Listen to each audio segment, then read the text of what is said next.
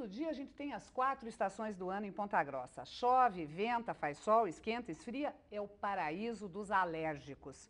E para falar sobre isso, a gente recebe a médica alergologista Vânia Golim. Vânia, prazer te receber de novo. Obrigada por voltar aqui novamente, eu adoro o programa. Que bom, obrigada. Você já virou nossa convidada assim de carteirinha com Ai, que delícia! um horário fixo, com temporada fixa. Começou, os alérgicos começaram, e em casa eu tenho de dúzia de alérgico, né? Então o pessoal começou a passar mal, já sei que está na hora de chamar a Vânia para conversar sobre isso.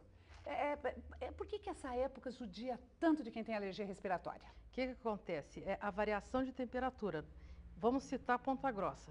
O que acontece? Nós estamos tendo, de uns 15 dias para cá, dias secos e quentes e madrugadas mais úmidas e frias. Então, essa oscilação de temperatura, o organismo ele não consegue se adaptar tão rápido com essas alterações climáticas, então você debilita o sistema imunológico e abre porta para desencadear as rinites, tá? No caso, pela variação de temperatura, porque o clima seco e quente também propicia o maior número de poluentes no ar. Então você nota esses sintomas, que aumenta a coceira no nariz, espirro.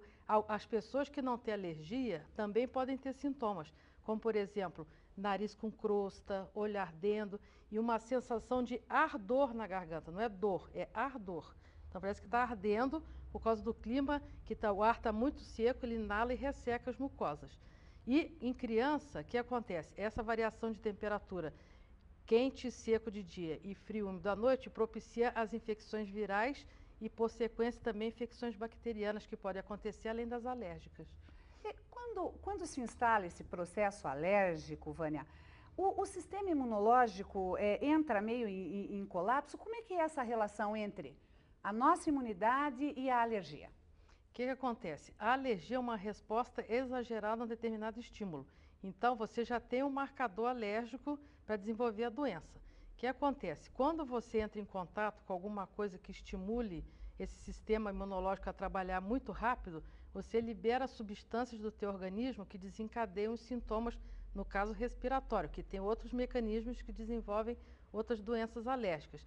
Mas, nesse caso, você entra, libera esses mediadores e começa, por exemplo, a ter espirro, coriza, ou chiar o peito, ou coçar os olhos, por causa dessas substâncias que são liberadas pelo sistema imunológico.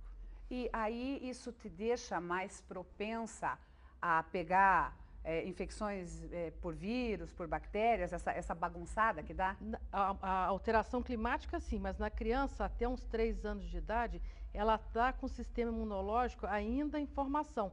Então, por isso que elas pegam mais infecções. O que acontece? A criança que vai à escola ou fica em creche, ela tem mais suscetibilidade de contrair essas infecções por ela ficar num aglomerado de pessoas, de crianças, muitas crianças. E ela já tem um sistema imunológico em formação, em evolução, então ele fica mais propenso a ter infecção. Por isso que às vezes você recebe crianças que falam assim, depois que eu coloquei na escola, ela não para de ter infecção. Todo mês ela está com gripe, ou está com infecção de garganta, ou de ouvido, não para de tomar antibiótico. É que até em torno de 3 anos de idade está tendo todo esse desenvolvimento imunológico e ela fica mais propensa a esses quadros. E aí, para os adultos, não tem muito essa ligação. O adulto, o sistema imunológico, ele já fica tocado até com o próprio estresse do cotidiano, né? Tá. Então, o que acontece? O estresse do dia a dia, tá? Uma alimentação incorreta, alteração climática, você coloca tudo isso numa grande sacola e faz um mix ali e desencadeia todo esse quadro. Por exemplo, o estresse pode desencadear até outras doenças básicas, como, por exemplo, um herpes, né? Tá? Ou outras doenças crônicas, como síndrome de intestino irritável. Então, várias doenças já estão envolvidas com o próprio cotidiano do ser humano, do jeito que está agora.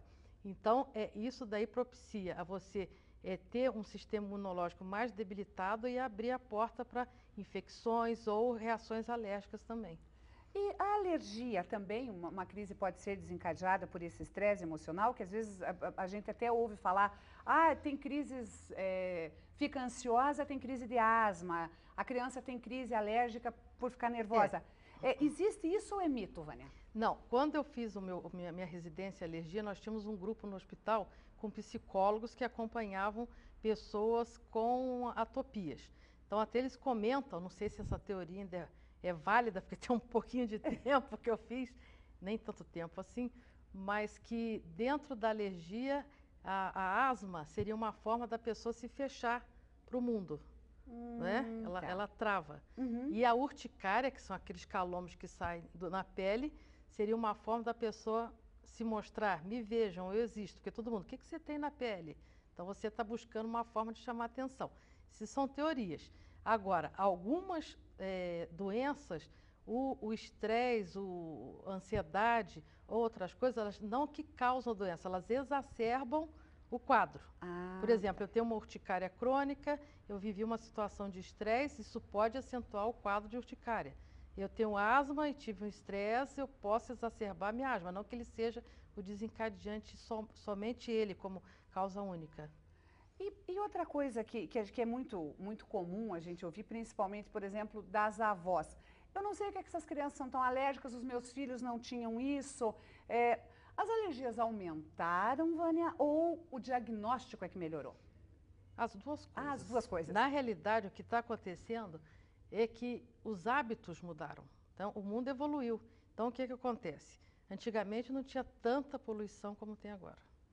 Antigamente não tinha tanto medicamento e a venda indiscriminada como tem agora. A alimentação mudou muito. A alimentação antigamente era o que se vendia nas vendas, né, nos mercadinhos, as pessoas tinham hortas em casa. Então agora não, tem muito fast food, tem muita comida industrializada. Então o ritmo de vida das pessoas mudou também, elas estão um ritmo mais acelerado, o número de automóveis, de indústrias aumentaram, então o poluente no ar atmosférico aumentou, a poluição dos carros, indústrias. Quer dizer, na realidade, tudo evoluiu, tanto que essas coisas juntas contribuíram para aumentar o número de alergias. Além disso, os casais alérgicos, né, pode-se encontrar um rapaz e uma moça alérgica e terem um filho alérgico também. Então, quando os dois são alérgicos, nós temos quase 80% de chance de ter um filho atópico. Então, isso também vai contribuindo para aumentar o número. Em relação ao próprio diagnóstico, novos métodos foram se desenvolvendo com o passar dos anos. Então, a gente conversa com aqueles professores já mais antigos, então eles contam como é que eles faziam o diagnóstico, a gente achou absurdo, embora a gente ache que a alergia ainda está muito atrasada, tem muito para evoluir. Então, eu até brinco que daqui uns 30 anos os futuros alergistas vão estar rindo do que a gente fazia agora nessa época. E os tratamentos acabaram evoluindo junto também, Vânia? Não, tem algum tempo que se mantém algumas coisas. Novos medicamentos estão sendo lançados, mais evoluídos, tem novas pesquisas em laboratórios, estão vindo muitas coisas novas que não tinham antigamente. Mas, assim, algumas condutas, elas estão meio que estacionadas. A gente acha que com a medicina genética, várias coisas vão contribuir para o tratamento do alérgico. Vânia, esse nosso papo está muito bom. Vamos continuar no próximo bloco? Então, é um instante só e a gente já volta.